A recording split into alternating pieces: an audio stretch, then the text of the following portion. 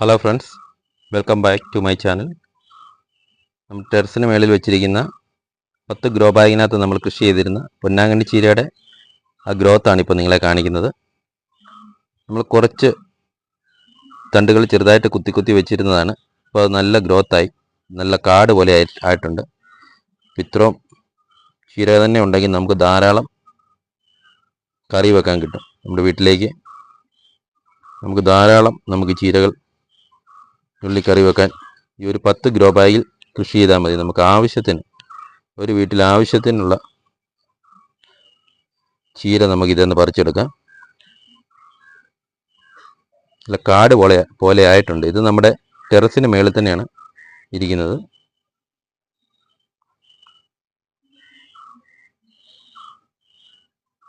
കണ്ണിന് നല്ല കാഴ്ച കിട്ടും.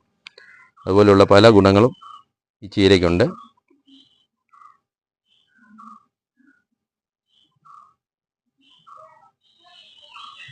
അപ്പോൾ എല്ലാവരും ഇതുപോലെ പച്ചക്കറികൾ വെച്ച് പിടിപ്പിക്കാൻ ശ്രമിക്കുക. വിഷമില്ലാതെ നല്ല ആഹാരം കഴിക്കാൻ നമുക്കെല്ലാവർക്കും കഴിയട്ടെ.